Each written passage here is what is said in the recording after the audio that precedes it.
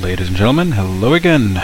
Big Mike is back, doing a flight from Frankfurt to Amsterdam this time around in my trusty old Boeing 737 from IXEG and X-Plane 11. So, already connected up to IVAO and did already my preliminary checks and all. So now all we gotta do is just key in the flight plan and off we go. So, without further ado, let's hop into the cockpit.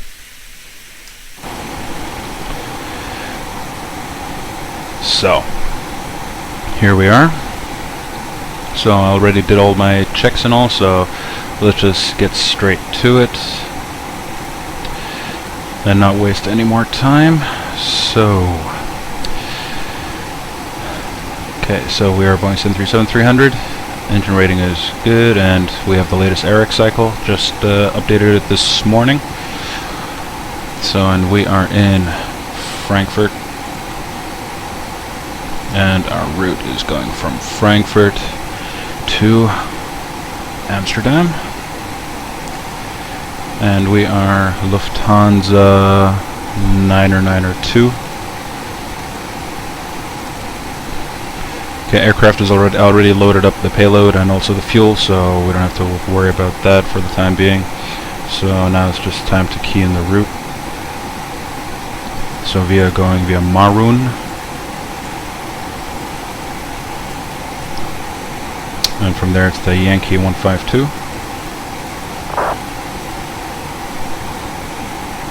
From there it's to Arpeg.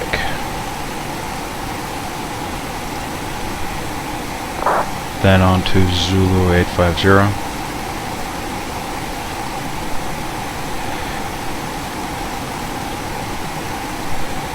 Then it's the T281 into Norco. Okay, activate, execute. And we'll be departing out of runway 25 center today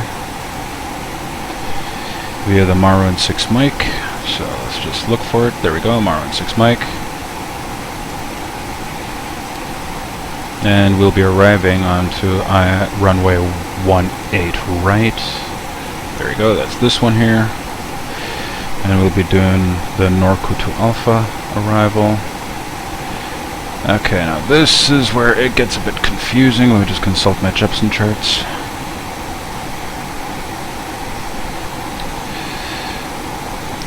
There's also just a small disclaimer, these flights aren't rehearsed at all in any way, shape or form, so if something embarrassing happens along the way, it's real. So just do my best. So I need to go via RTIP and then RTIP. There we go. So should be this one. Let me just see if there's anything else. Don't recognize any of these, so let's go via RTIP, execute, and let's just take a look at the navigation display, see if what I entered indeed makes sense, or if it's just a load of BS. So, just scrolling through, making sure the lines connect up nicely. Okay, so here we go, here's the star, so Norco to RTIP. Yep. That looks pretty much like what my chart is suggesting. It's like I don't know if we're actually going to be flying this twister around. Depending on the traffic, I may just actually vector myself onto there because this seems a bit excessive. But hey, if that's what they want, that's what they want. Okay, so let's just go back to the FMS. And, right, so let's just put in this stuff over here. So our zero fuel weight today is 45.6. So 45.6. 6.5 tons of fuel. Giving me a gross weight of 52.1. which matches my flight plan. And our reserves are, okay, just hang on a second, so 1.9, 2.0, so pretty much 2 tons, and we'll be cruising at flight level 240 today.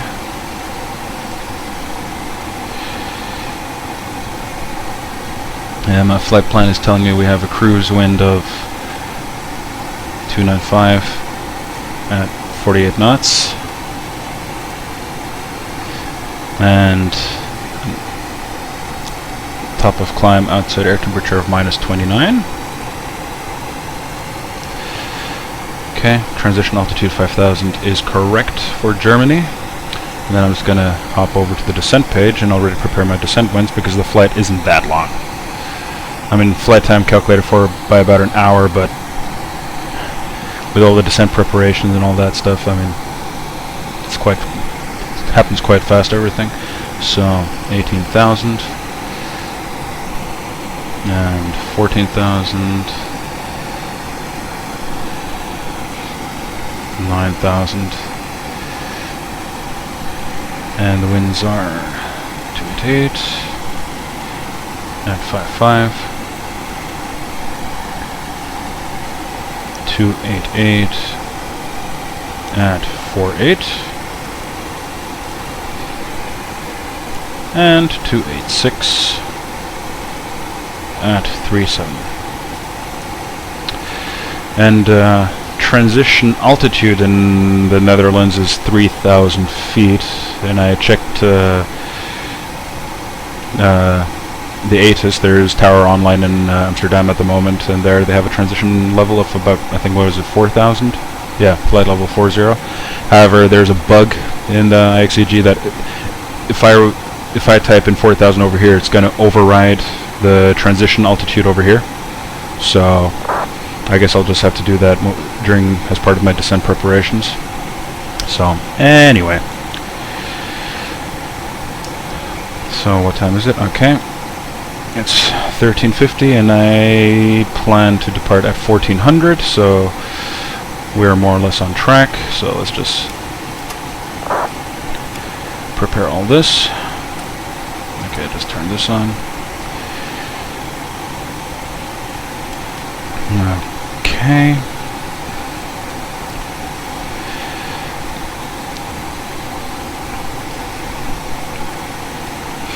So we have a gross weight of 52.1. I calculate around 200 kilos of taxi fuel, so that'll be 51.9.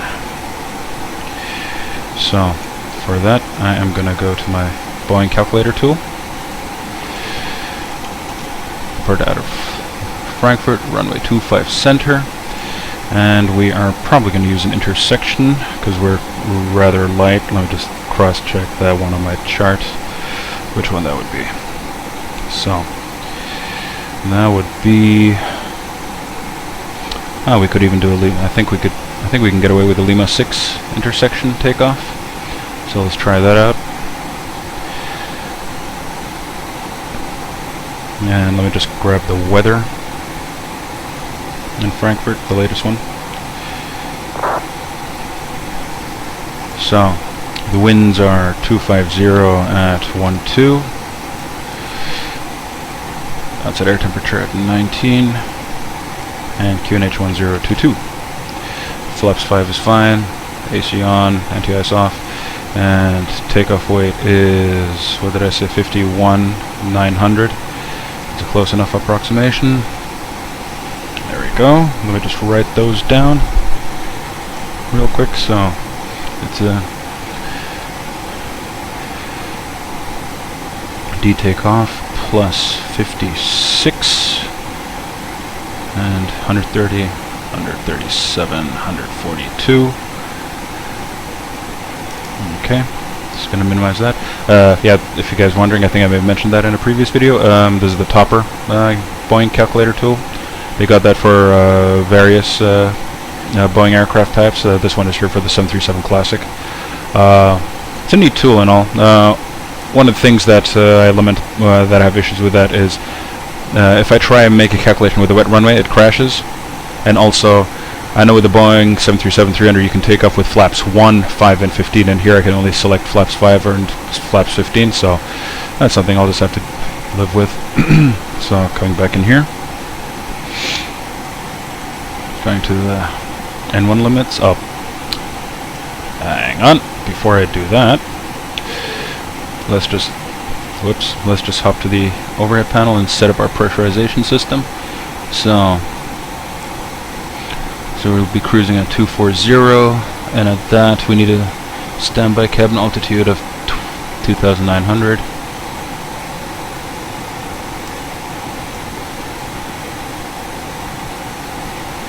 And the elevation in Amsterdam, because Amsterdam is quite low, is minus 11 feet. Okay, I'm not sure. Can you go into negatives? No, you can't. Or I think you could, if I remember right, you were able, like in the real aircraft, if I remember right from my flight training days, you were able to go into the negatives, but for that you had to push down the button and then twist the knob. But I could be wrong, so I'm just going to leave it at 0 feet.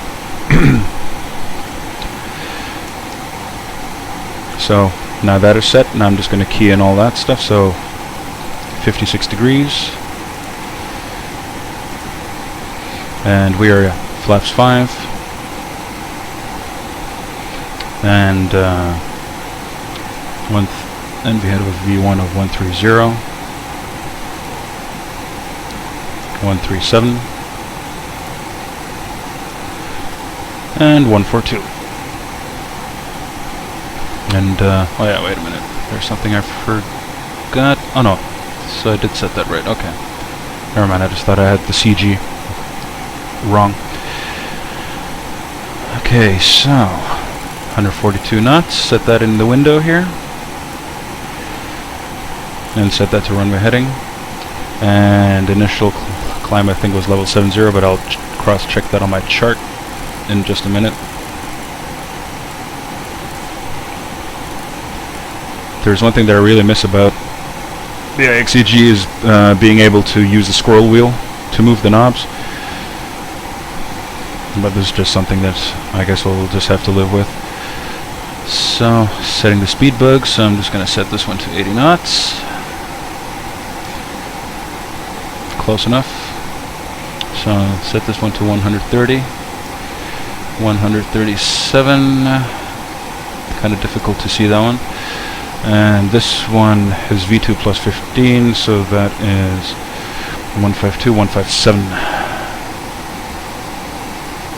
Somewhere around there, and I'm going to move that one to 190 knots. There we go. And as a matter of fact, okay, let me just close the window. We'll reduce the noise a little bit. Ah, that's more like it.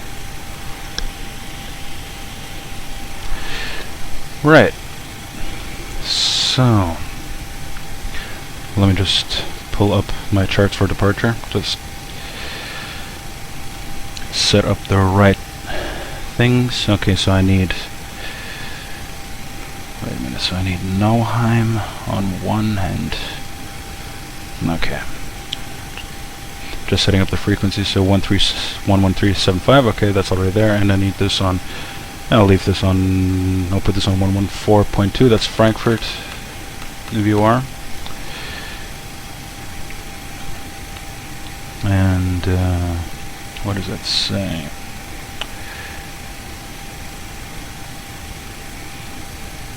Okay, I'm just gonna set this to radial 1905 because this seems to be a radial that we're gonna be needing to follow. All right.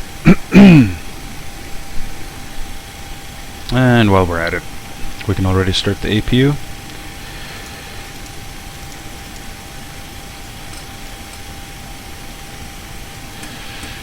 And now we just wait for that APU to start.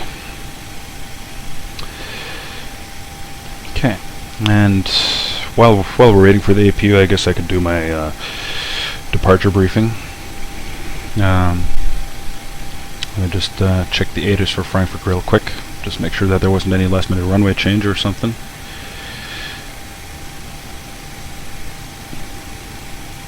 So we have information Gulf, QNH 1022. Yep, and yeah, departure runway 25 center. Alrighty. So, okay, departure briefing. We're a Boeing 737-300 departing out of runway 25 center in Frankfurt via the Maroon 6 Mike departure. At Delta Fox 9er or 800, we need to be 800 feet or above. Then left turn to Victor Fox Mike, max speed 200 knots. Then to Delta Fox 180 at or above flight 2,500 feet. Then on to Ruxup in Adevo at or above 6,000 feet. And on to Maroon. In case of engine failure, we climb straight ahead until passing 1,500 feet. Then left turn inbound to Ried VOR, climb 4,000 feet. And request radar vectors for the ILS-25 left. Landing weight is not a problem. And in case of a rejected takeoff, before 80 knots, abort for any malfunction before V1, abort for engine fire failure, aircraft becomes uncontrollable. Actions are I call stop, thrust levers idle, speed brakes up, max reverse, come to a full stop, set parking brakes, start procedure, and then either evacuate on the runway or taxi back to stand. That'll be quick and dirty. Departure briefing complete. So, APU should be up and running by now. Here we go. APU on bus. And then we can disconnect, close the cargo doors and disconnect the ground supply and the power unit. And we can just turn on the APU bleed.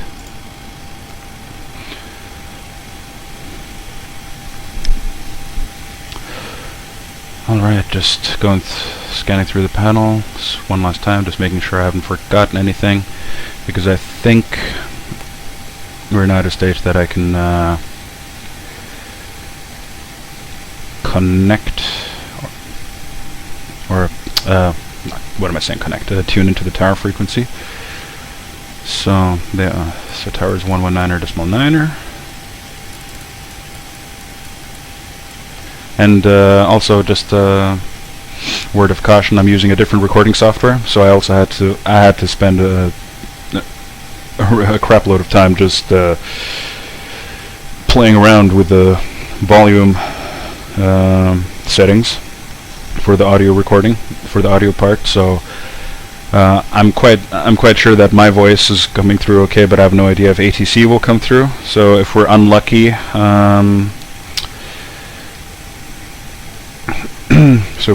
that maybe you won't hear ATC, but this is again just like a kind of a mini test run, I would say. So, okay. So I can hear the tower. That's about it. I just hope you guys can. Frankfurt Tower. Hello. Wind is 250 degrees, 12 knots, runway 25 right, clear to land. Okay. So we have information Golf. Dynasty 62, switch Unicom 1 to do decimal 8, ich wünsche Ihnen einen super Flug. Tschüss. Let me just verify, we are at Gate Alpha 17. Unicom 1 to do decimal 8, ich wünsche noch einen schönen Nachmittag und wir sehen uns irgendwann wieder demnächst. Mach's gut, ciao, Okay, but before we do that, let me just go through our first checklist. So, cockpit check complete checklist. Gear pins removed, pitot-static checked, circuit breakers checked, oxygen checked 100%, crew oxygen valve open, fuel 6,450 kilograms. Pumps on. Emergency exit lights armed. Cabin signs on. Window heat on. Hydraulics.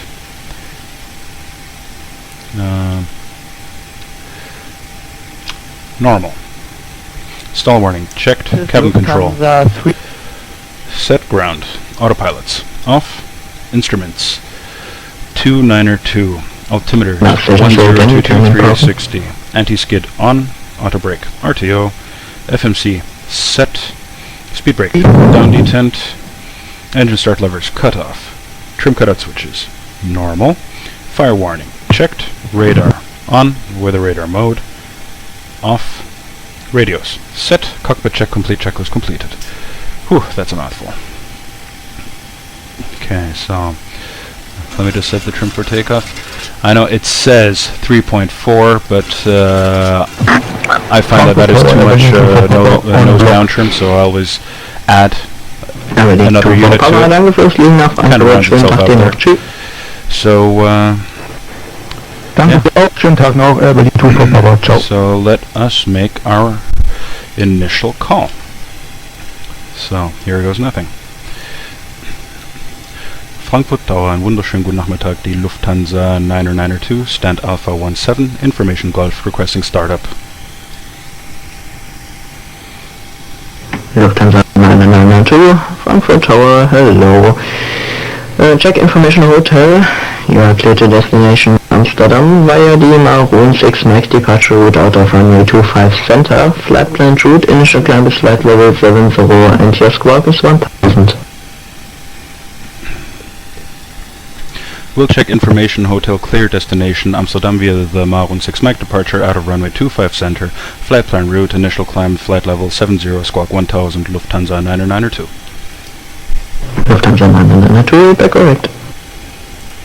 Okay, so the 8 has just changed. Frankfurt Tower, KLM is understand, Victor 167, KLM 718. Okay, so let me just check the 8 is.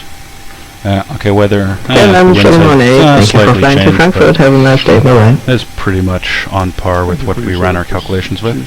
So, now I'm just gonna go ahead, call a better pushback, and just ask him to connect, so that once... 240 requesting taxi. Oh, there we go. Wait, oops. There we go, another guy to push back. So I'm just going to push back click so that when I request for pushback, Absolut nochmal ans Gate zurückstellen, denn du brauchst erstmal eine Departure Clearance, eine IVAO Clearance. Okay, someone Okay. Someone's having issues with flight plan. Flugplan wäre auch nicht schlecht.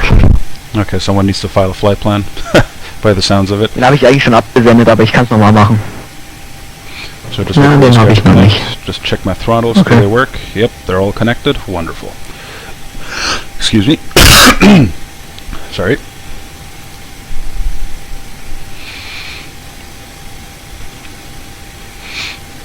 Okay. The reason why I tend to always ask the pushback truck to connect up first is so that when I request pushback, he's already connected and he's not wasting time with with him getting to aircraft and connecting up. I can only hear the first letters of your transmission. Turn on the beacon, turn off the Lufthansa 2 Kilo Yankee, herzlich willkommen in Frankfurt. Continue taxi with a left turn on Papa November 11. Papa November 11. So, before start checklist. PEX. Off. Start pressure. Above 40 psi. Kind of hard to see from here, but from here I can read more better, but yeah, about 46 psi. Anti-collision light. On. Taps. Reduce takeoff. Parking brake. Set. Mobile. Off. Before start checklist complete. Lufthansa 902, ready to push. Lufthansa 902, pushback approved. Pushback approved, Lufthansa 902. So, now he's all connected up. So now I can... Ground to cockpit. Please show me where you want to go. This tool is so cool. I mean, this tool is just so cool. So, just line them up there. And then I just like to push it back just a slightly bit further. There we go. And press enter. Connected and bypass pin inserted. Release parking brake. Okay, parking brakes released. Starting pushback, and you may start the engines. Okay, let me just set up my rudder pedals here. And here we go. Let's just go for some wing views.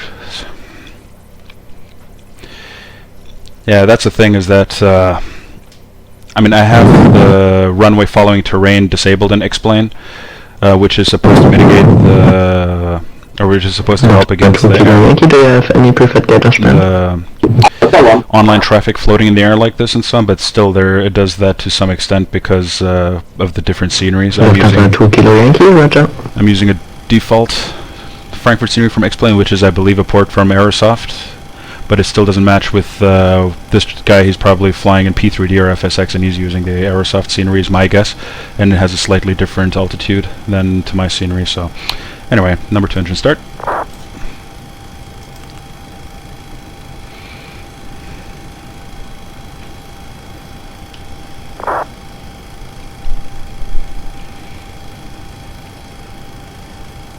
Okay, waiting for 25% N2 and N1 rotation. So yeah, N1 is starting to rotate.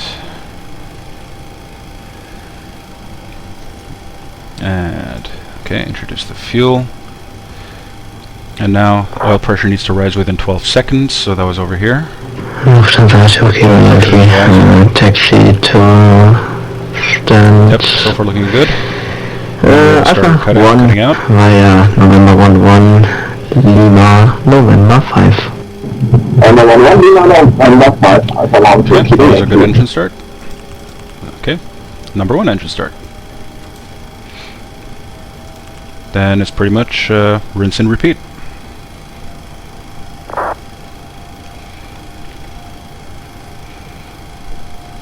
Operation complete. Please set parking brake. Parking brakes are set. Disconnecting tow. Stand by. Runway 25 left with you. Catalonia 135 Charlie, Frankfurt Tower, hello. Wind is 260 degrees, mountain ups, runway 25 left, clear to land. Thanks, copy, and clear to land, runway 25 left. Thank you, Catalonia 135 Charlie. Okay, we got 2 good engine starts. Yep. Disconnect, please.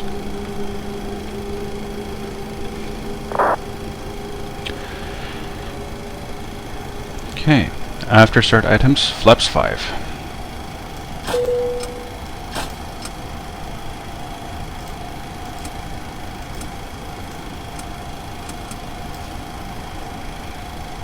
Tow is disconnected and power spin has been Lufthansa removed. 320 Well on the right. gauge See you next Victor time. Have a safe 166, flight. type Bravo request startup.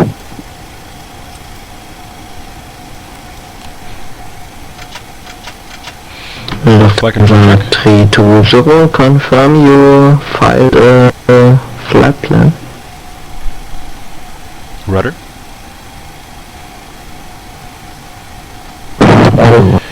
Okay.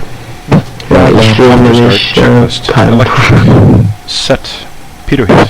Ja, okay, warte mal. Anti-ice. Ja, ich habe, du musst nur mal dein Score Cabin auf control. Standby schalten. Set flight. Engine start switches continuous. APU off. Rating speedbugs. 20K. 130142. Engine start levels. Idle detent. Recall checked after start checklist complete. Taxi.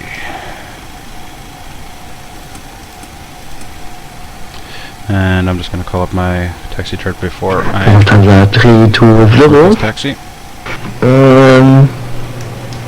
Wir haben ein Problem mit dem And of course, Flugplan. I can stop the stop. Denn Not anymore. das ist dann erst ein Wegpunkt, da gibt es keine Departure Route.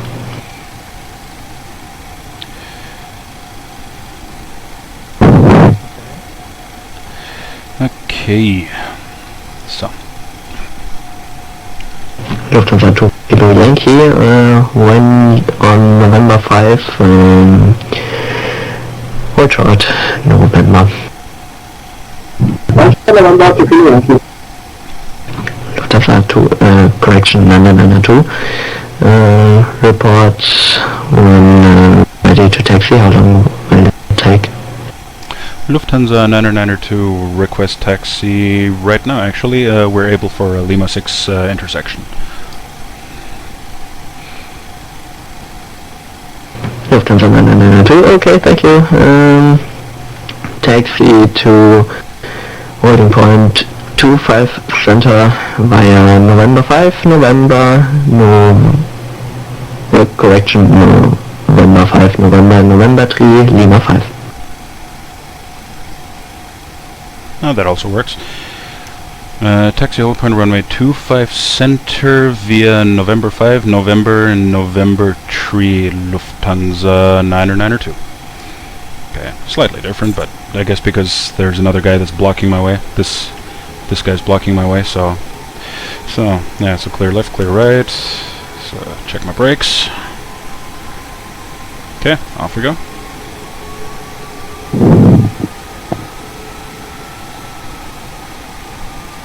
Lufthansa 320. And also, Yeah, even though I'm taking off from an Lufthansa intersection, I 320. should be putting something in here. Catalonia 3 However, I'm having trouble with FMS accepting any input about an intersection takeoff, so Welcome we'll to just have to look at Approach it. Continue Taxi via Mike 17 Mike 14 hold short of runway 25 center. Mike 17 and Mike 14, and we stop at the runway 25 center, Catalonia 135 Charlie. So, okay, so November is to the left over here. Yeah, I mean, it looks silly that they're floating in the air, but at least here I can see the traffic, whereas in P3D, because I also have P3D version 4, there seems to be some compatibility issue with the IVAO model, so that if I'm far enough away, I can see the aircraft, but if I'm too close, they just become invisible, and I just only see their lights. So, I don't know, there's a weird thing going on there. Lufthansa 2 Kilo Yankee, continue taxi. So, taxi checklist, flight controls, checked, flaps, 5, green light, trim, 4.400, cabin report, received, taxi checklist complete. Lufthansa 320, confirm you are ready to copy your IFR clearance.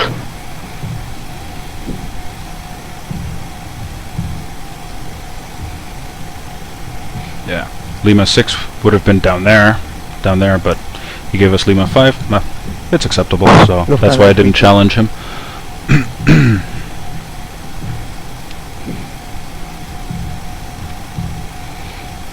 Okay, let me just slow her down a little bit. Lufthansa 320, kann sein, du musst die Pushback, die Push-to-Talk-Taste die ganze Zeit gedrückt halten, solange du reden willst, weil ich höre immer nur den Anfang von deinem Call sein und dann ist Ruhe.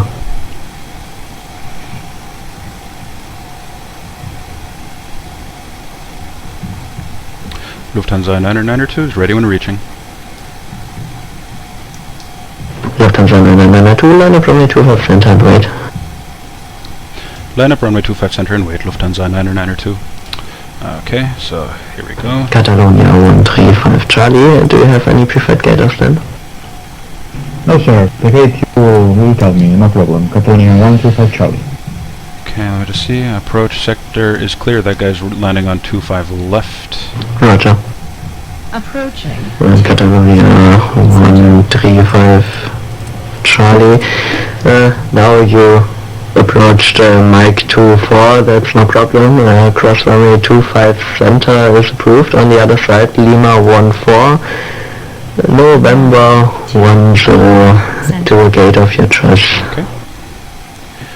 We can cross runway 25 center, Lima 14 and November 1. Okay, 10 to the I'm just going to close my blinds a little bit. The sun is just reflecting off my screen. There we go, that's more like it.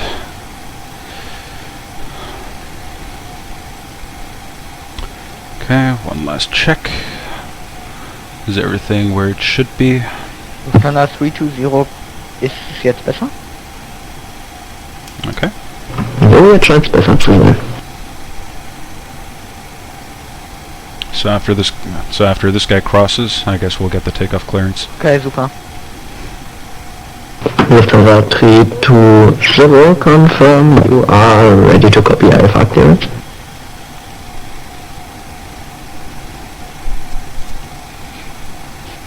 Ready to copy IFR clearance, Lufthansa 320. Lufthansa 320, you are cleared to destination Düsseldorf via the Maroon 6 Mike departure route out of runway 25 center.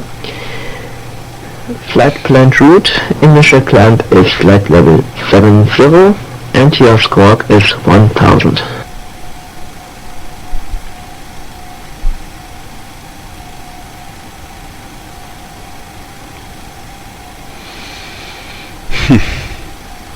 Lufthansa 320, IFR cleared to Düsseldorf. Squawk 1000.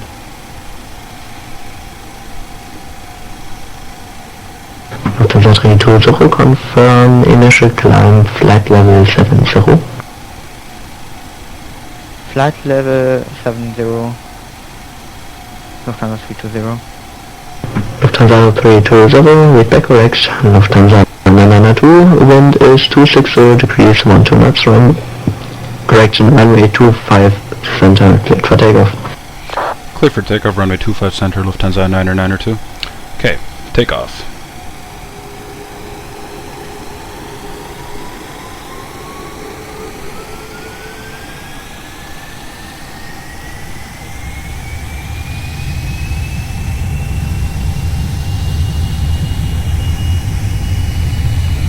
Takeoff power set.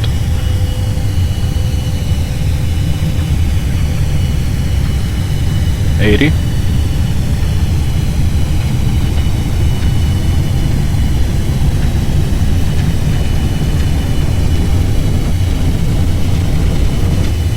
V1. Rotate.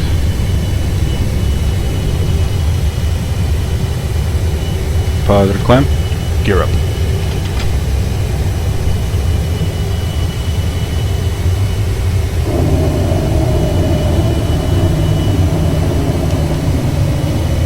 So the flight directors more. 400 LNAV.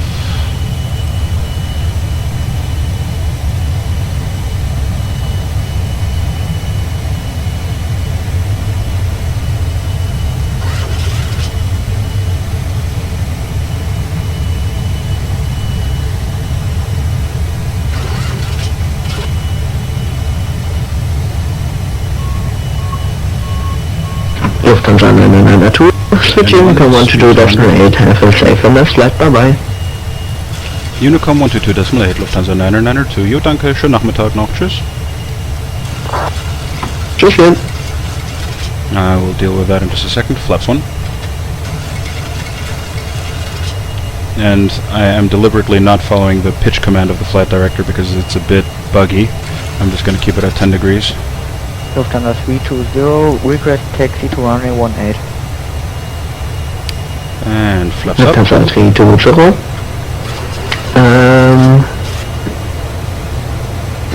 Your departure route is out of runway 25 center. Okay, VNAV. And autopilot on. So, Okay. Lufthansa 320, taxi to holding point Switch runway over to 25 center. Unicom. Via There we go. And let's go up to our cruising level, 240.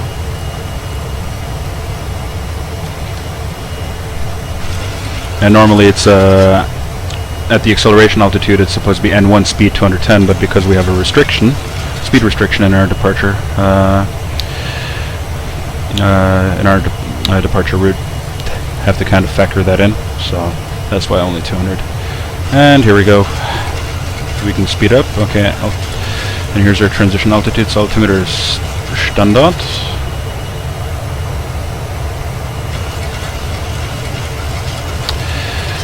$5,000. And you got to do this for all three altimeters.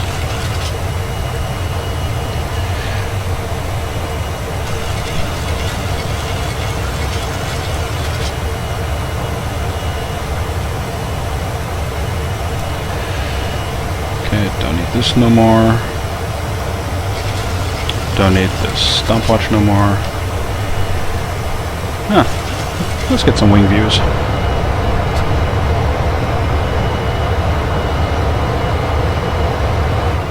Oops, wrong one. That's the one. That's what I was looking for.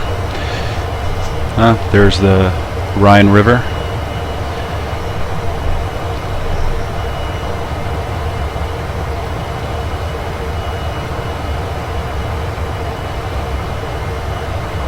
And shortly we should be able to see Frankfurt once I bank. Or wait, I can actually move the camera around. There we go. That's where we came from. Now let's get back to the cockpit. Just make sure that things stay under control.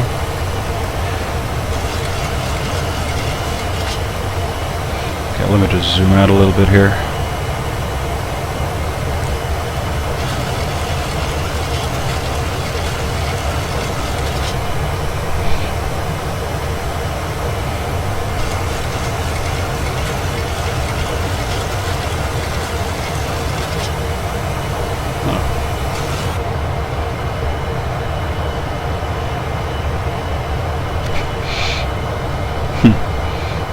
It's just trying to capture the tracks.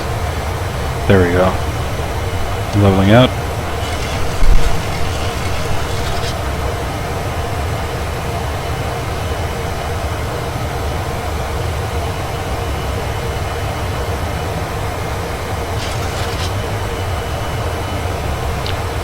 Okay, 10,000.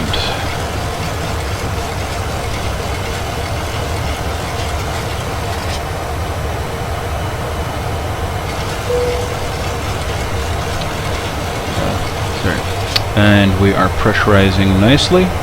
That's a thing to check when passing flight level 100. Is the aircraft indeed pressurizing or not? Because if not, then that's when you got to stop your climb and just look into it.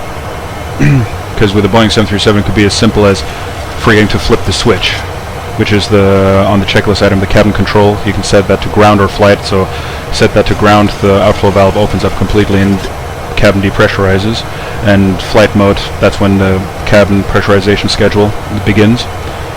So if you just forget to set that, or it's let's just go to the, or you just set that into, accidentally leave that in standby mode or in manual mode, then the cabin won't pressurize properly. And that's exactly what happened to that Helios Boeing 737 many years ago that flew from Cyprus to Greece. The technicians were working on the aircraft, fixing something in the pressurization system, and left that knob in manual mode. And the crew also weren't able to pick up on it, so they took off with the cabin basically unpressurized, and they all lost consciousness. And yep, aircraft crashed after it ran out of fuel. So anyway, let me just read the after takeoff checklist. Engine bleeds. On. Packs. Auto. Gear. Up and off. Flaps. Up. Lights out. After takeoff checklist complete. There we go. So there's our top of climb. Zoom out a little bit more. And our top of descent isn't that far away. It should be somewhere around there. No. Let's go for some more wing views.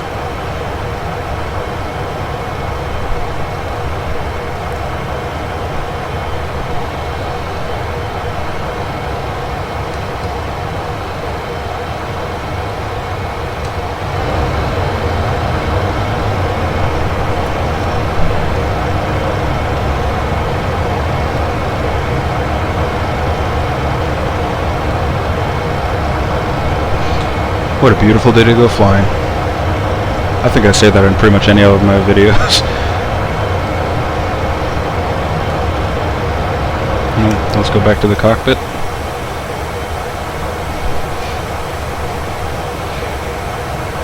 And they really did a very good job with the IXEG 737. I mean, they really did an excellent job. It's like I haven't had so much fun flying that thing, like flying an aircraft in flight simulation, in a very long time. And also just to see how good they were with also capturing the sounds, because a lot of it that actually builds up the atmosphere when flying an airplane, I think, is also the sounds. And they didn't just do an excellent job with capturing the sounds from the inside of the cockpit, but also from the outside. And that is, I think, best reflected by a friend showed me that is when you go to free camera mode, and then basically the aircraft just speeds away. From the camera, just the sound that it creates, it feels like as if when you're watching an aircraft fly by, the actual sound it makes in real life sounds pretty much pretty accurate. So let's try it out.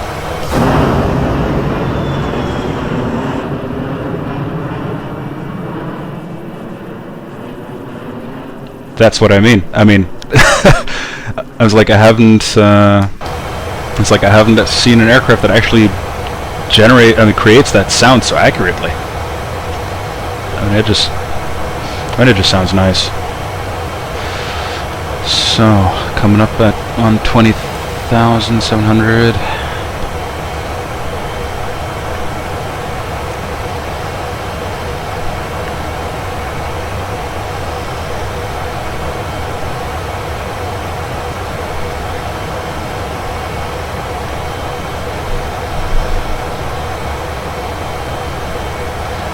Theoretically we could fly higher, but this route is limited to flight level 240, which I don't mind, but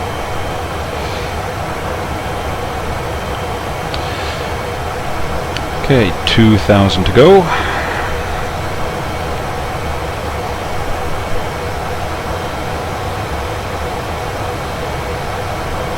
Actually, let me just zoom in a little bit more. There we go, that's more like it.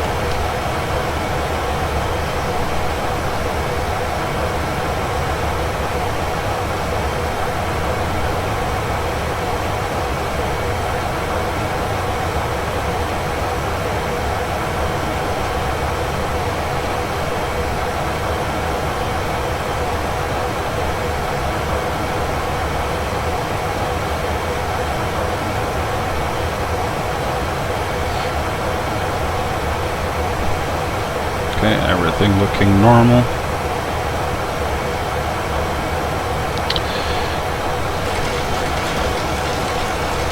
And then here we go, capturing our cruise altitude. Let's just go to the progress page. There we go, and the top of descent is in 20 minutes. So in 144 miles. But around, I usually, about 80 miles before, that's when I start with my descent preparations. So,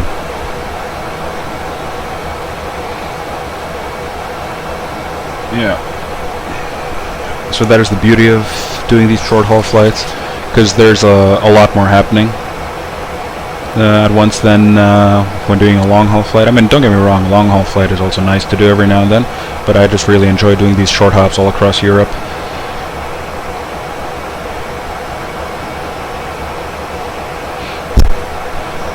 And it's really cool if you get to do back-to-back flights with quick turnarounds. It's like I haven't been really able to do that in the past because it's like I only fairly recently, in quotation marks, started using X-Plane, but before that I was using FSX, and there you would always have that dreaded out-of-memory error if you fly for too long and with heavily populated sceneries and whatnot and heavy weather. But now with P3D version 4 and also with X-Plane 11, I mean, since I got X-Plane 11 now, it's like been able to do that, many back-to-back flights. So there are days where I just like do 4 back-to-back flights, all just, you know, short hops across Europe, and just brings a whole new level of realism, I find, to like the day-to-day operations of you know, as a airline pilot in Europe. Because I mean, I guess you could have done that with FSX, but you would always have to restart it, and that's not the same thing. It doesn't feel as continuous, if you know what I mean. Whereas here is like as soon as you touch down, okay, just offload the passengers and already start preparing your flight back.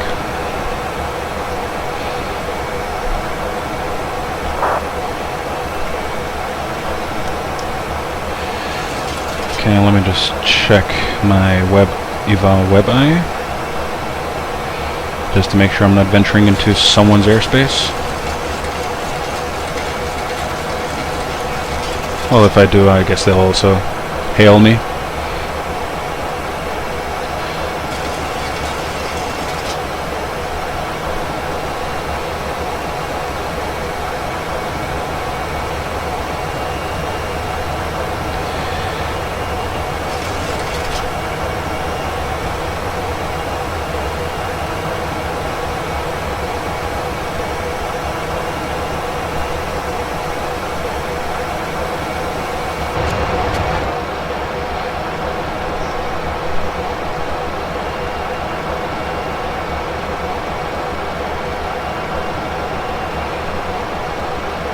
Such an inviting day to go flying.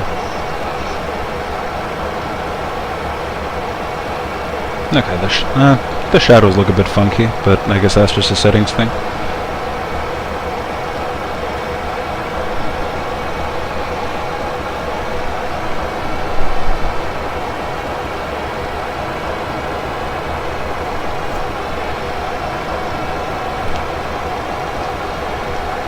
Oh, and I just saw, okay, Amsterdam approach just came online, so hopefully he'll give me radar vectors.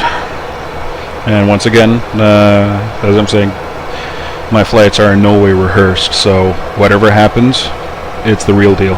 So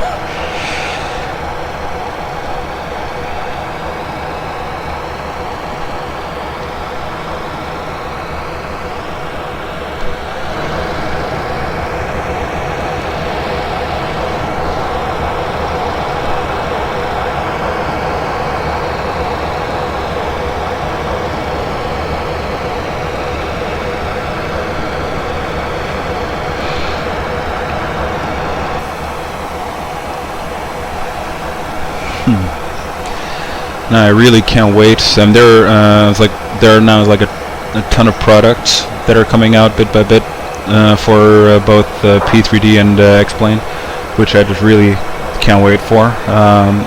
Because as you may remember in my earlier videos, I used to fly the FS Labs 320 quite a lot. That was for FSX, and then recently, then at some point I had upgraded to P3D version 3.4 at the time, so I managed to get the upgrade for the FS Labs, just pay the upgrade price for that. But then after that, version 4 came out of P3D, and I was extremely lucky that I hadn't bought the version 3.4 all too long ago, so I was able to get a refund for it.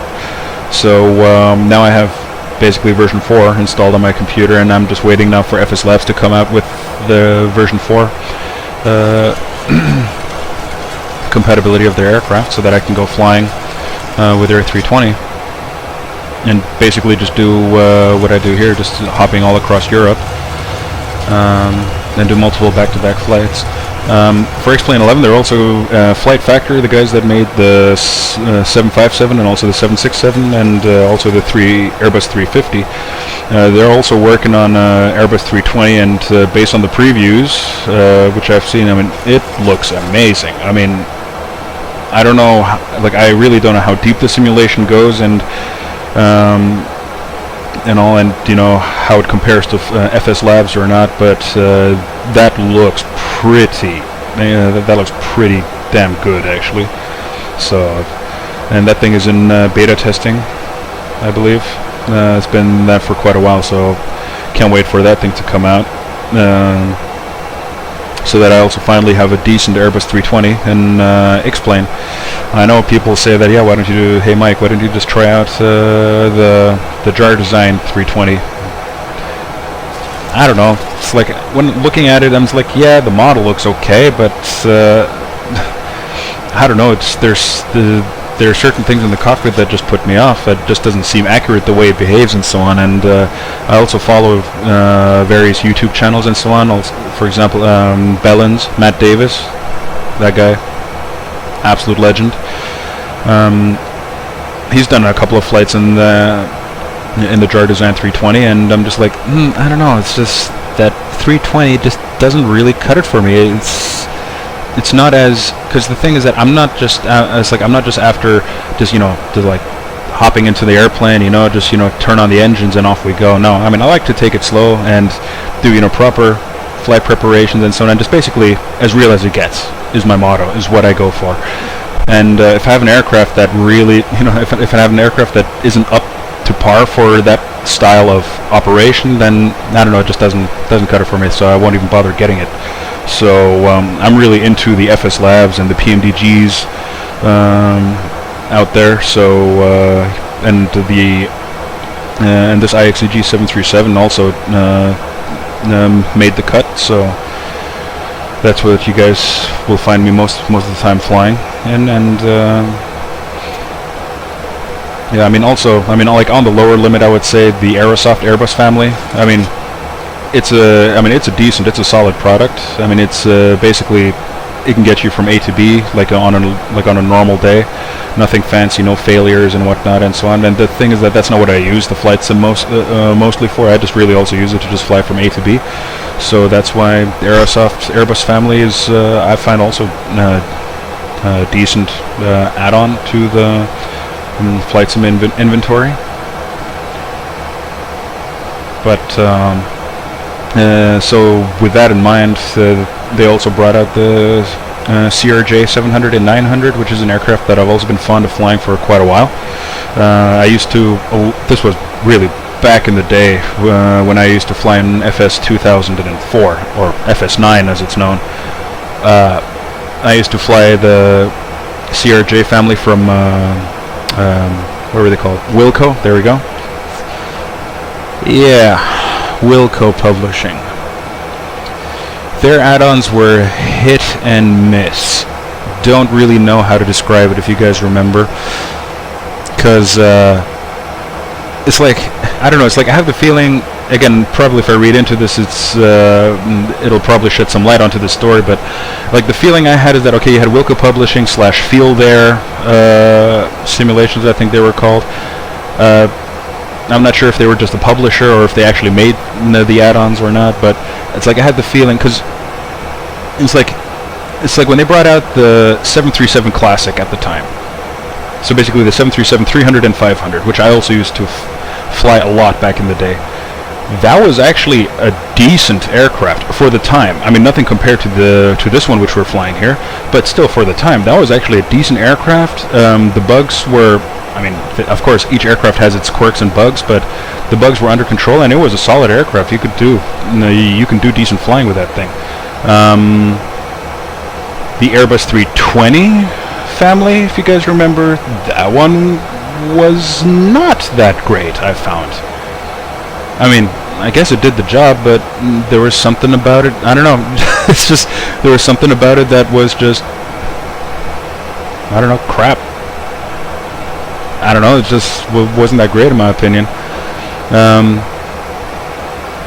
And then they brought out the Embraer jets, which they had. That, again, I didn't fly them all too much, but every now and then I took them for a spin, and that I found okay again. You know, they were again on the level of that 737, and I said, okay, totally fun to fly, totally okay. And then what murdered it for me was were those CRJs. They were, I don't know, borderline unflyable. Because you couldn't even, it's like yeah, you can program the FMS, but it wasn't able to recognize SIDS and stars, and again, for flights, like out of most major European airports, I mean, good luck flying all that manually, just, doing all the, flying it basically old school style, with tuning and radials and whatnot and so on, because most of these airports, they have, RNAV departures or arrivals, so and try programming them in, the coordinates in for those things one by one, because, I don't know, it just seemed a bit ludicrous to me. So yeah, so I'm kind of interested and looking forward to trying out the CRJ from Airsoft, or actually Digital Aviation. Airsoft, I think, just published the aircraft, and maybe just helped them out a little bit, but I think the core sim for that aircraft is from Digital Aviation. And yeah, so I don't know, so one day I guess I'll be making a video of that aircraft, but we'll just have to wait and see. So here we are.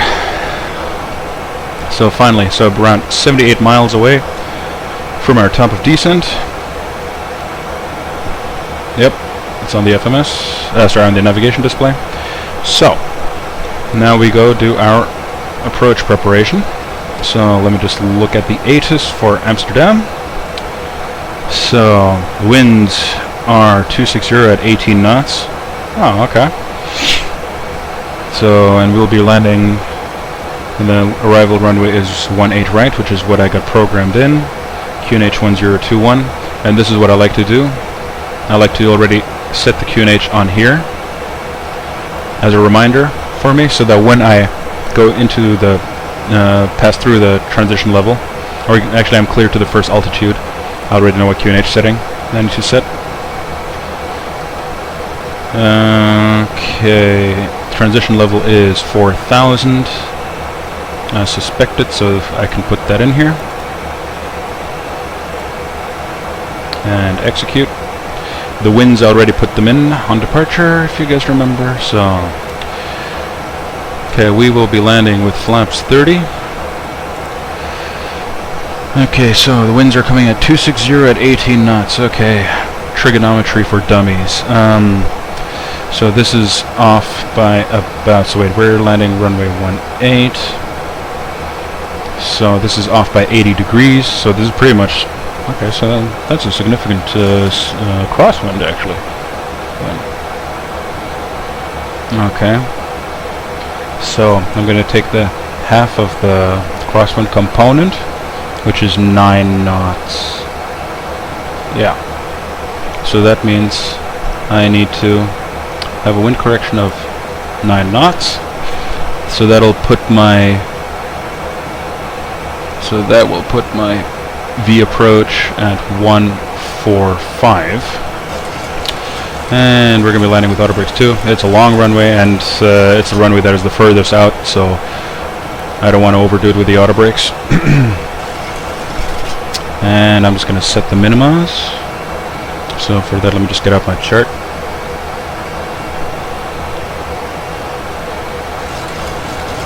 Come on, iPad. You can do it. There we go.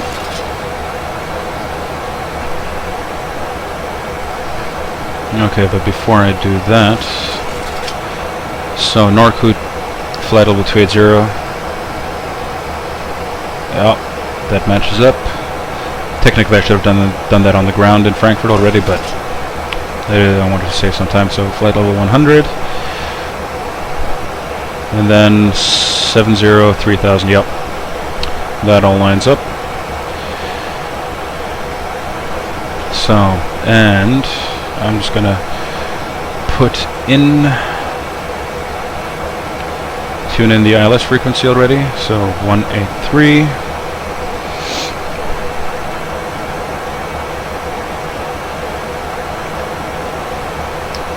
And I need a frequency of 110.1, which I am gonna verify with that once I'm closer into Amsterdam, because there's this weird, I'm not sure if it's a bug or if I'm doing something wrong. So basically I update everything, my navigation database, with Navigraph and whatnot. So, but the thing is that very often I find that also my that basically my ILS frequencies in the explained world are either outdated or even incorrect at some points. Huh, okay. So we're just below the clouds.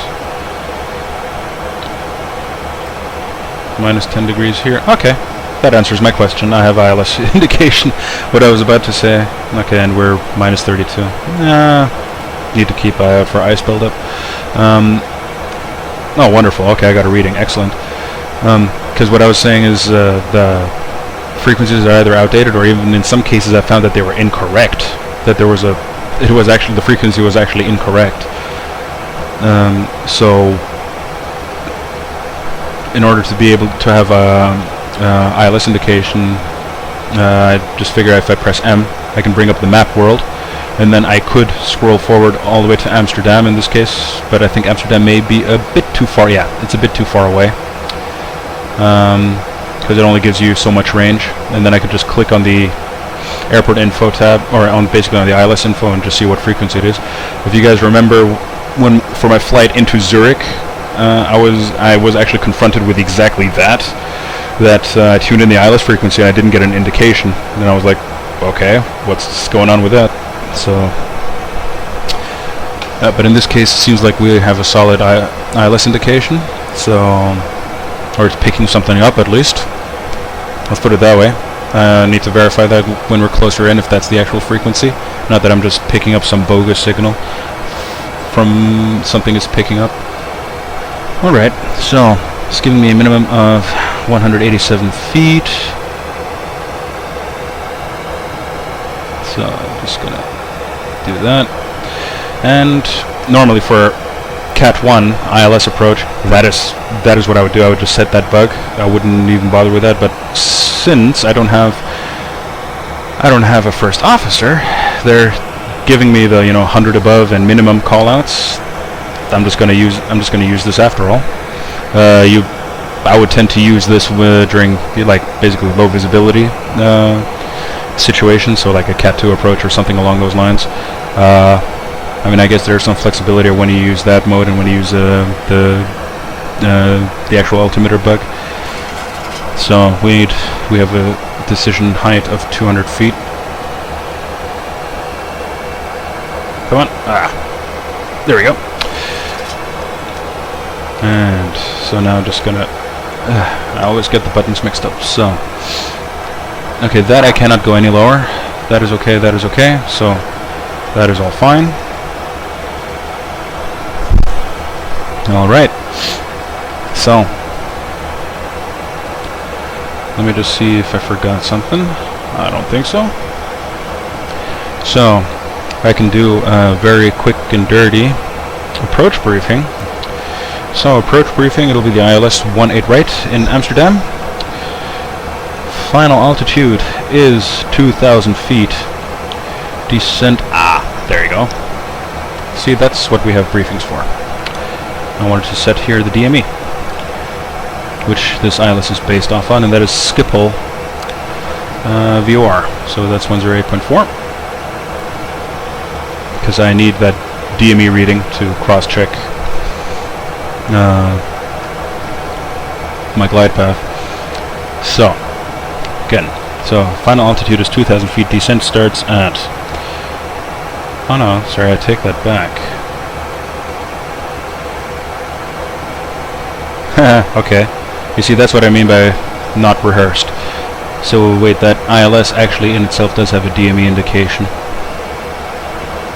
according to this chart. Okay. In which case, I'm just gonna wing it like this. Set that up on both.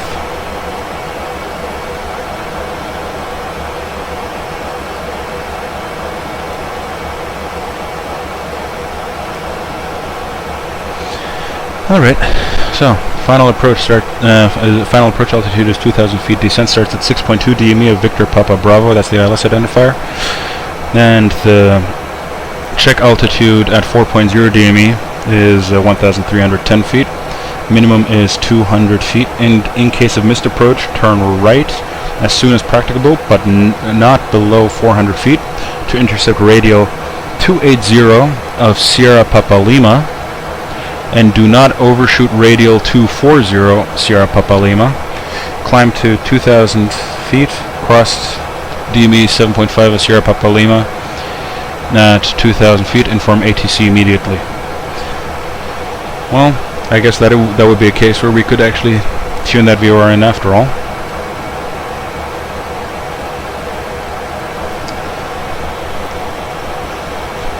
But I guess I'm just gonna skip that one. Right. So, and landing will be with flaps 30, auto brakes 2. Approach briefing completed. So, then after we do that, it's on to the descent checklist. So, descent checklist. Recall. Checked. Cabin control. Set. Auto brake 2. Approach briefing completed. VREF 1. Here we go. Changed. Let's move that down. 135, minimum 200 feet. Descent checklist complete. Okay, I think I'm just gonna pre-select Amsterdam approach. So he's on 121.20. 121.205. Okay, I don't know if this aircraft will actually tune that specific frequency. I may have to become creative, but let's try this out.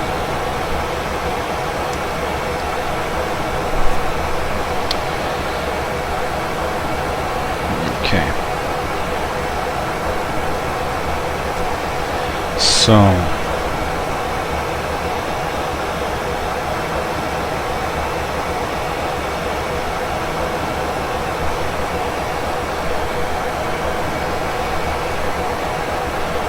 okay, so we are overhead Robus.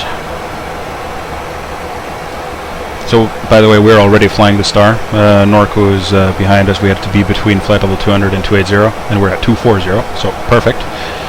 So at R-tip, we need to be between flight level 100 and 170, so I am just going to pre-select flight level 100 on this, and just let the FMS do its thing, and just follow the VNAV path.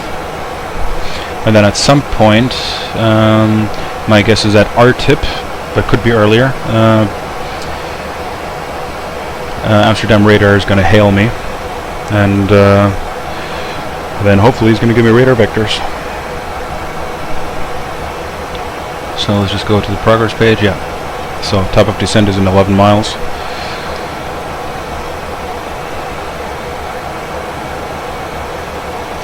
Well, let's just go for some one last wing views.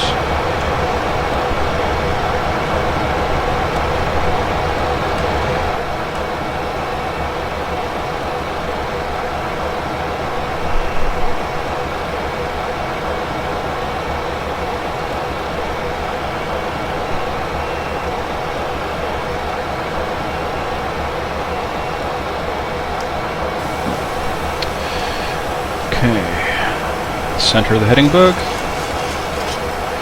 That is one thing you don't need to do in an Airbus. Center the heading bug. But that's a neat thing about this aircraft. It's old school. There's a ton of stuff that you need to look after. And when I say old school, I mean the pilots of the real 737-200 or the 727. They'd probably be laughing at my face if they say, okay, old school. I'll show you old school.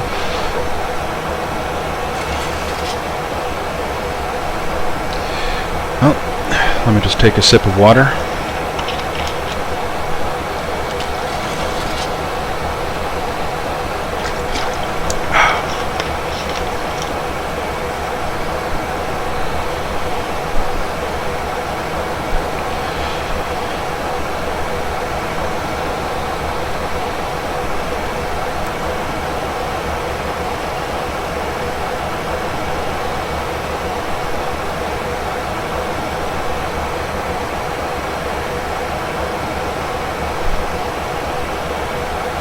And here's the descent.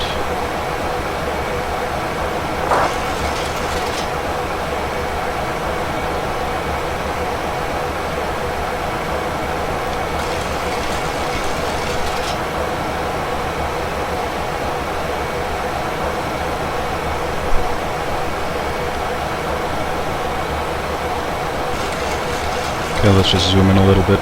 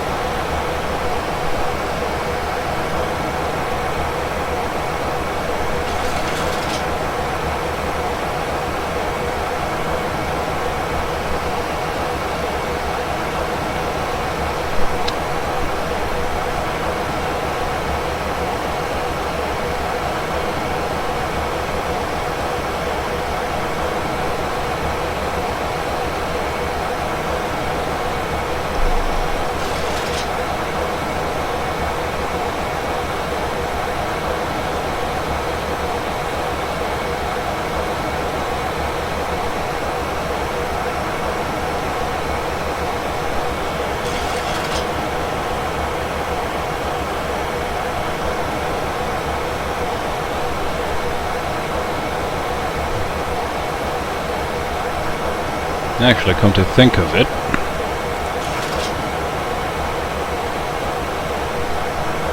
according to this chart, we need to be at flight level 100 at R-tip.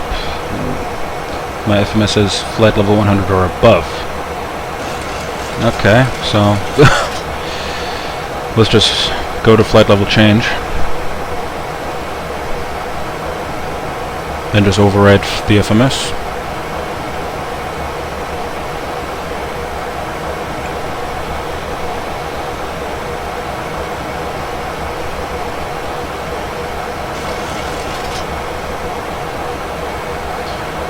I'll just check if he's still online.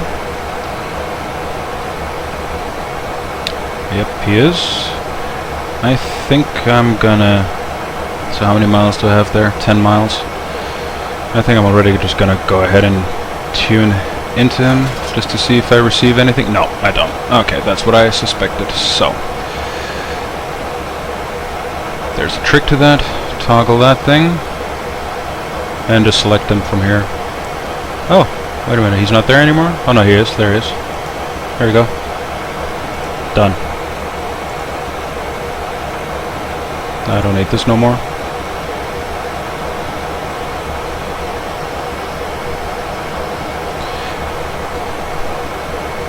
And I'm just going to select some speed brakes, and I'm just already going to turn on the seatbelt signs. And I think I'm just going to call him already.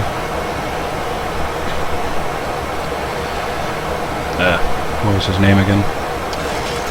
Amsterdam approach. No, skip hold. Skip approach and Copenhagen establish and wireless runway 24 at Rotterdam. Can Copenhagen 7.5 miles to go, number 1, runway 24 at Rotterdam, clear to land. Range 240 degrees, rond 2 knots. Clear to land, runway 24 at Rotterdam, and Copenhagen, dankjewel. Schiphol approach, good afternoon, Lufthansa 992, passing flight level 154, descending flight level 100, inbound RTIP. Lufthansa 992, after RTIP, direct Sierra Papa Yankee, information Delta, ILS runway 18 right, Schiphol 70. Lufthansa 992, say again, the transmission wasn't that great. Lufthansa 992, factors for all response, runway 18 right, information Delta, descend flight level 70, after RTIP, direct Sierra Papa Yankee. Descend flight level 70 after RTIP, direct Sierra Papa Yankee, and expect ILS 18 right, Lufthansa 992, and we'll check in from ATIS information. Sierra Papa Yankee. Currently 95 monitor Unicom 122.8, bye-bye. 122.8, KLM 295, bye-bye. Ah, that's what I thought. Okay. So he's giving me radar vectors already. To Sierra Papa Yankee.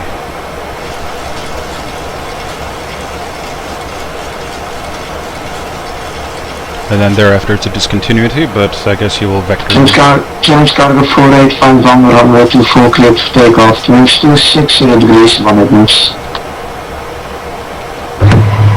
Roger, clear to take over with Q4. Just going to slow us down to 240 knots already.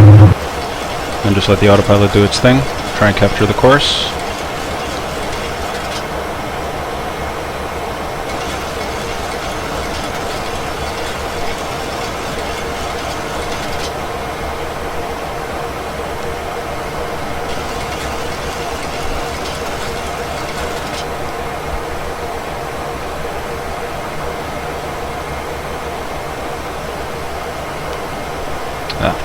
So this is now where I can check if that ILS frequency is indeed correct. So this is the runway, 110.1. Yep, that's correct. So that's how I always double check. 110.1. That's how I double check if my frequency is correct.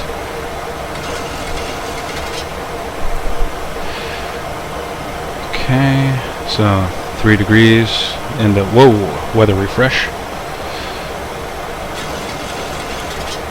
And I'm just gonna get rid of the speed brakes.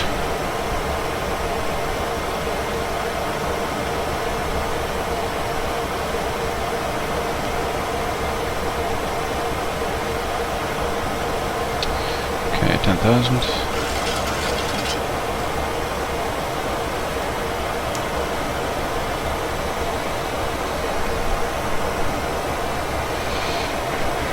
Approach Cap 999, could you give me one final wind check at Rotterdam, please? Okay, here's the guy. Winds 240 degrees, rond 2 knots. Dankjewel.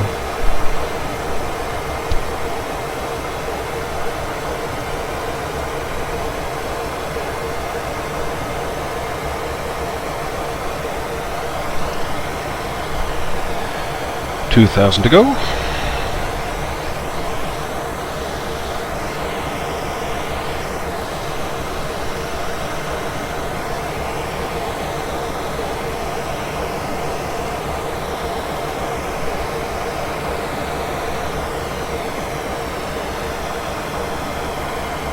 just gonna slow down our rate of descent already. It's about 1,000 feet a minute.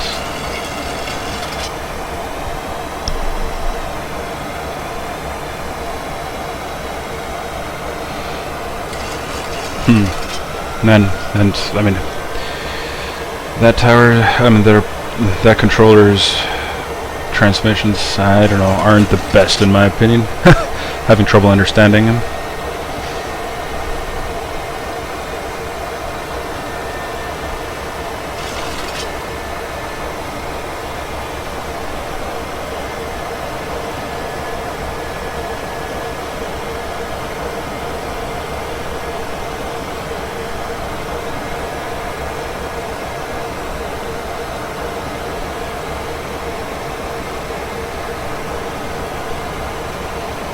Lufthansa 9 to descent position number 40. Descent flight level 40, Lufthansa 902. Okay, level change.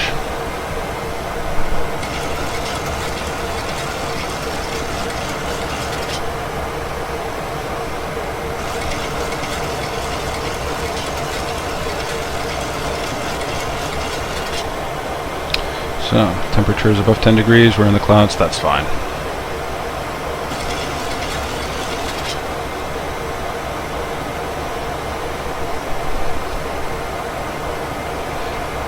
And the taxi instructions, I think, are also going to be very interesting, because that runway is so far out.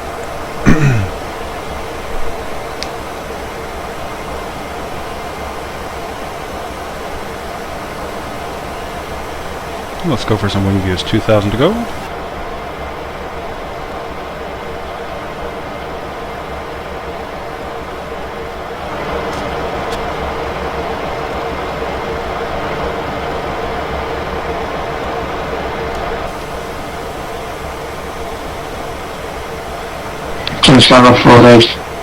Change car 485 dat komt rechts, gaat al 130 direct Falco. Raise that flag during lap position. Challenge that will break that one heavy. Skip approach, KLM 999 vacated runway 24 at Rotterdam. KLM 999 to text in Bravo 2, freeze change route voorbij. Bravo 2, frequency approach, KLM 999, fijne middag, dag. Lufthansa 992 Lufthansa 992 officiële Papa Yankee meteen press heading, St. Cloud Street, 1021. After Sierra Papa Yankee, continue present heading, descend 2,000 feet QNH 1021, Lufthansa 902. Whew, just in the nick of time. There we go, so 1021.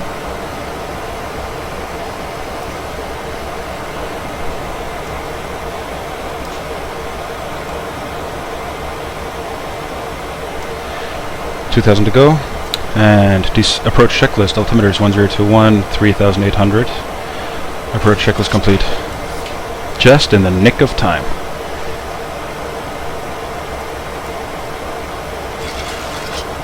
And I think I may just use my speed brakes. Just a tad, because I also need to slow down. Actually, I'm just going to slow down to 210 knots.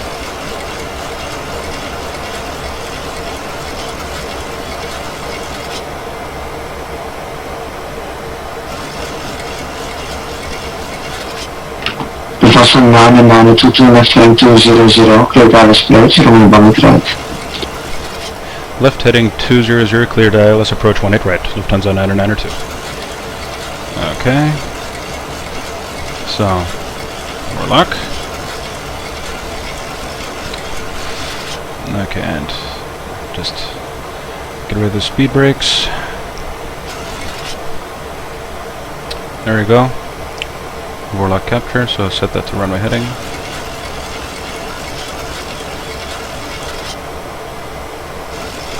So the descent comes in at, so the glass slope comes in at 6.2 miles. Okay. 25.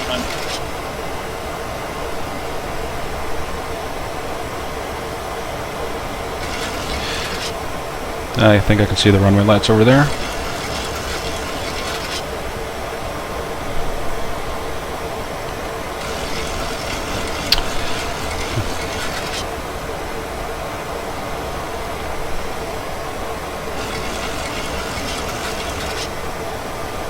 go. Altitude capture, wonderful. So just check everything is where Airport 630 on the stand Charlie 10 on box. Thank you. Airport 630 mounted Unicom amplitude estimate right. Switch to Unicom and thank you very much for the services. Goodbye, Airport 630. Flaps 5. And we're going to sail down this ILS at 180 knots.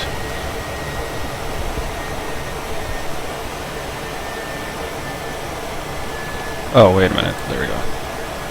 Whew, just in the nick of time. Oh no, or? Yes, okay. You see, that's what I mean. Not rehearsed, people. Not rehearsed. Ah, there's the runway. Okay. Gear down. Okay, I'm just gonna... So, 144.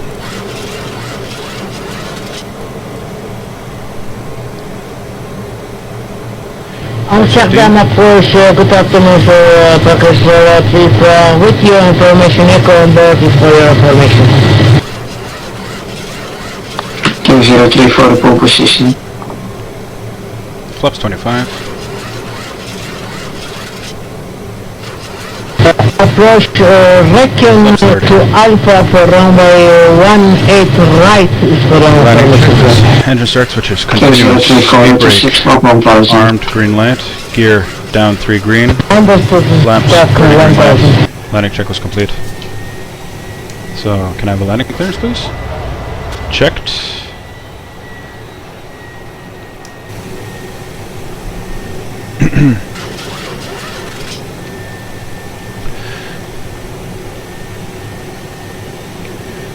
Okay, so speed mode deselect. So you see quite a crosswind here. Autopilot off, manual flight. Okay. Approaching. 2092 to move on flight, clear to land, next to 5 degrees around 6 knots. Clear land, runway 18 right, Lufthansa 992. Okay. Turn car 485 minutes, or Unicom longitude decimal 8 away. 60 Unicorn 1, secure decimal 8, so let's go to flight if I want to.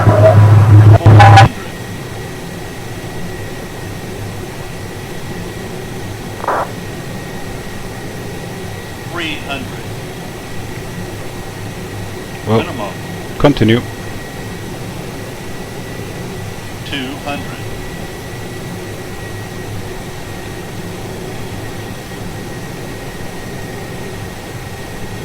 100. 50. 40. 30. 20. 10. Long landing. Yeah. Long landing. 2. Yeah, that wasn't... Yeah. Remaining. That wasn't a good landing at all, people. Yeah. That was a horrible landing. 203 radar contact, distance to level 70, expect ILS 1 drive. Just that crosswind was putting me off a little bit. So, manual brake. 70 and expect ILS runway 18 right for Turkish Airlines.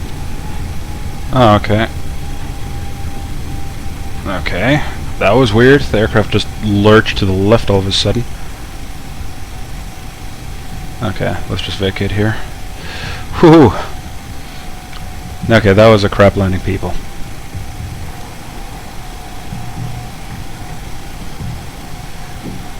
That was a horrible landing. So, after landing items.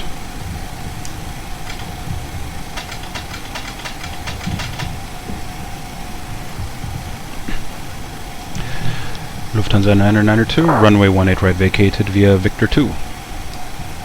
2092 welcome to Schiphol, taxi on Delta 5, via Quebec at correction, via Bravo, Whiskey 5 cross, runway 1 center. Lufthansa 995, say again please. Lufthansa 992 taxi on the go. So 992 good morning, taxi spent Delta 5 at Whiskey 5 cross, runway 1 center. Taxi stand Delta 5 via Whiskey 5 and cross runway 18 center, Lufthansa 992.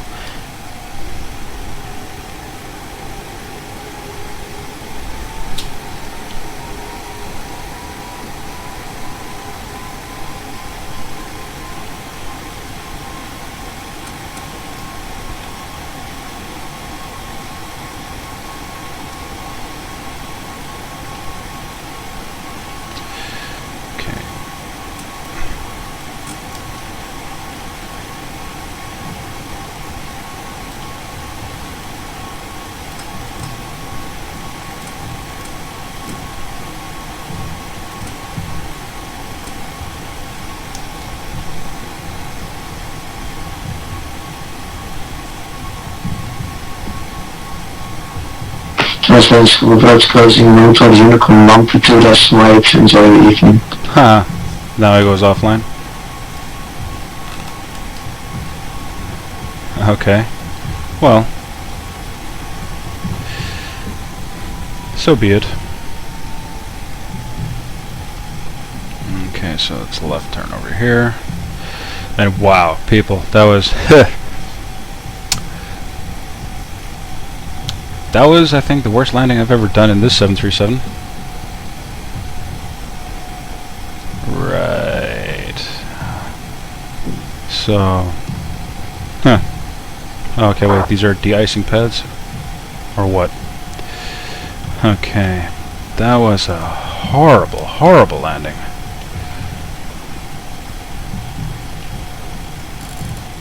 Yeah, I'm sure people will make fun of me for this now. Oh well. Any landing you can walk away from is a good landing. Any landing where you can reuse the equipment again is an extremely good one. So, and this 737 still seems okay. Bloody hell. And everything was going so well.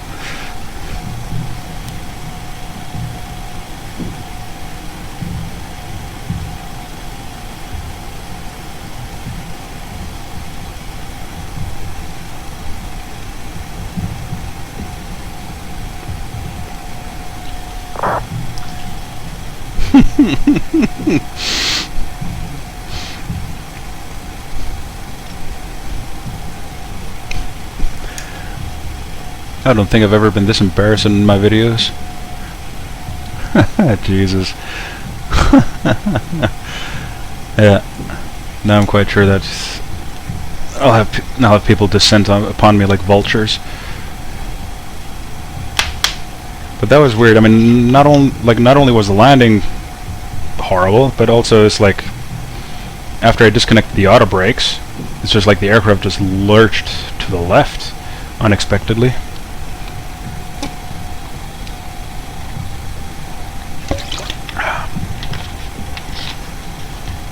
So, Whiskey 5 is this way, okay.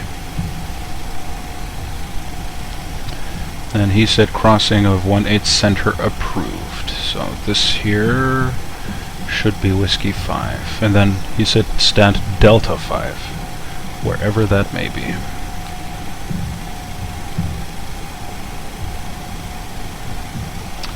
So turn on my strobes. Whoa. That nose wheel is hypersensitive. Okay, just make sure there's no one barreling down the runway. Nope.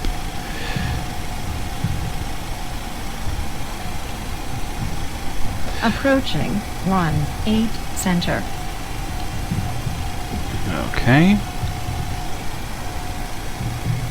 Delta 5. Oh, okay, it was right on the other side of this whole thing.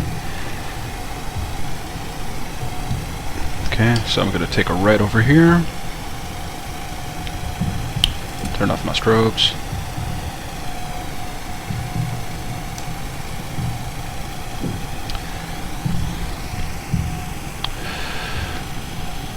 And I'm just going to start the APU now, because I'm going to be doing a single engine taxi in a minute. Because Amsterdam airport is huge.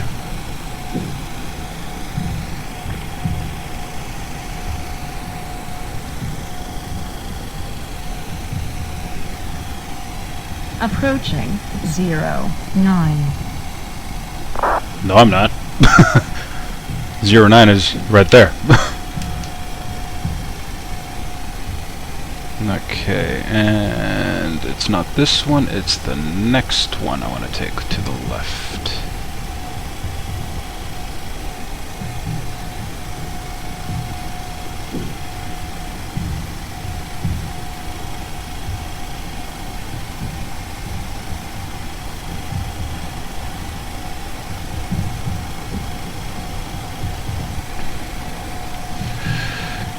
Okay, AP on bus.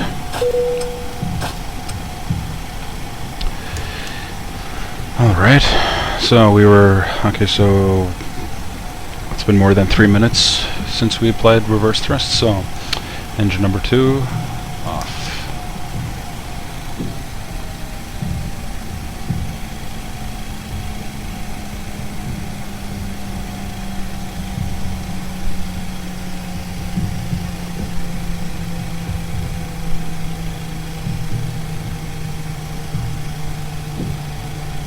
Okay, so I'm on that inner taxiway. Then Delta 5 is... oh my god. I think to rub it in, he just gave me like a parking position that is just like... like so hard to get to.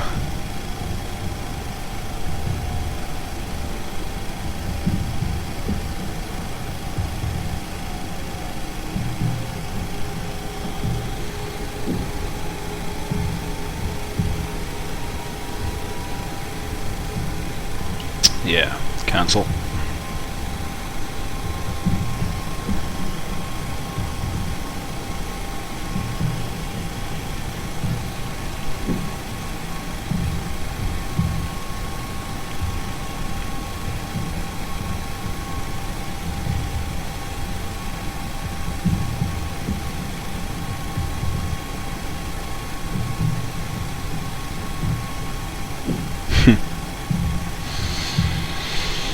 Oh well.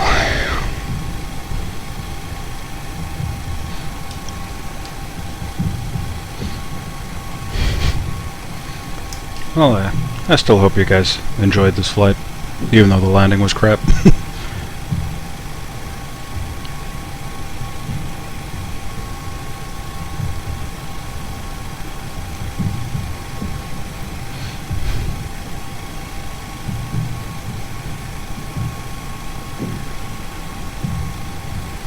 Okay, and then I need to take a right turn at some point.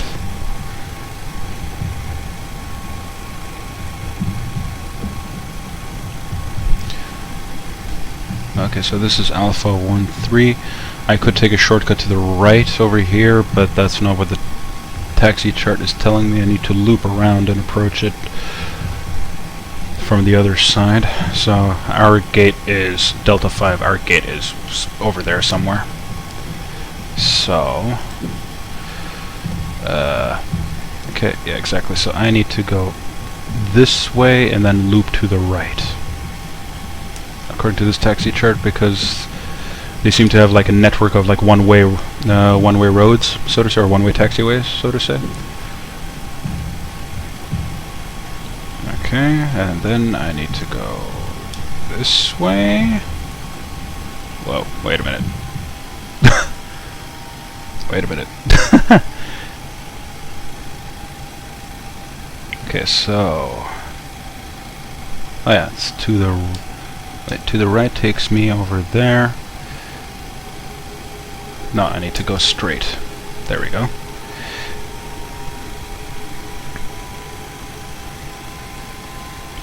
As I said, people, this is not rehearsed, so bear with me.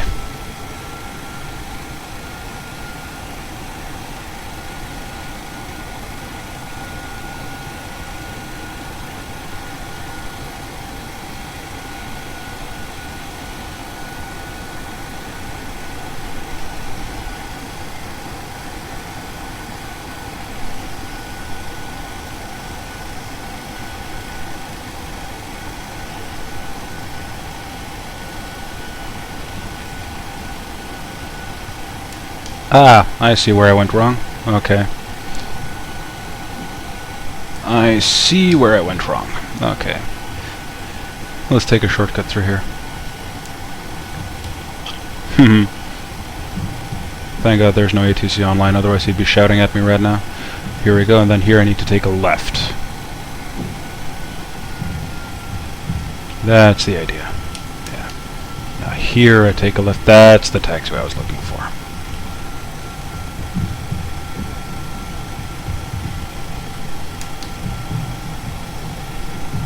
That's what I was looking for.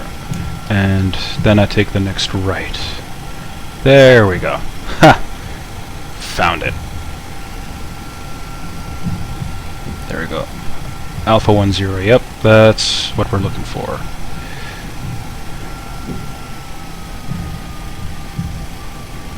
Oh, here's a KLM.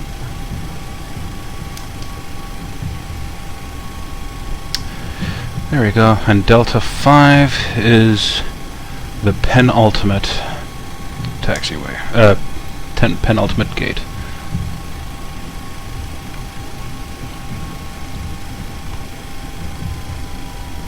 They're not really labeled, are they?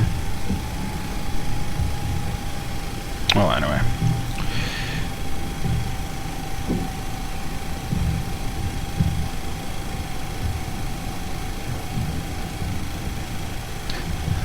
Here we go, and it should be this one here. There we go. Lights off. This is the one.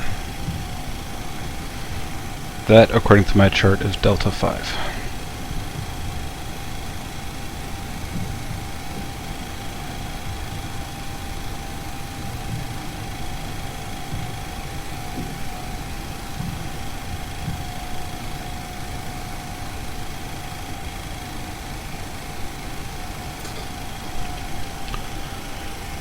Okay. Yep. We're good.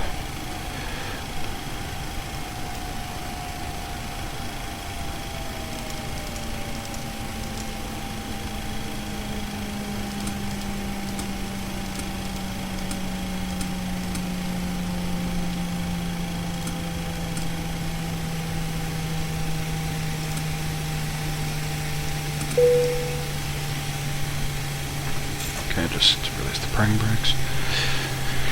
Alright, parking checklist. Window pitot heat. Off. Anti-ice. Off. Anti-collision light. Off. Engine start switches. Off. Landing lights. Off. Flaps up. Lights out. Speed brake. Down detent. Engine start levers. Cut off. Parking brake. Off. Weather radar mode. Off. Parking checklist complete. Well, folks, here we are. So let's just open up the cargo doors, connect all that stuff. So, ground power on bus. Yeah, all good. Don't need that anymore.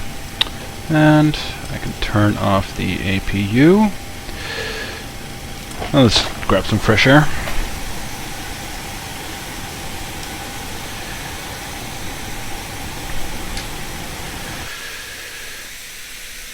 Well, finally made it. Although that was I admit that was a horrible landing. That was not typical of me. Oh well. I mean, sooner or later it was going to happen that one of my bad landings will be caught on camera, so whatever. At least you guys got to get some enjoyment out of that. Yeah, so, well, this pretty much concludes our video. I hope you guys enjoyed it. I'm assuming, I mean, it got a bit rambly in between, but whatever. I guess that landing was worth the wait. Yeah, so I hope that won't deter you guys from watching any future videos of mine, just based on one landing. Well, anyway, I'll stop harping about it. I hope you guys enjoyed this video. Thanks for joining me along the ride, And yeah, hope to see you guys soon. Until then, wish you guys many happy landings. Take care, and yeah, stay safe.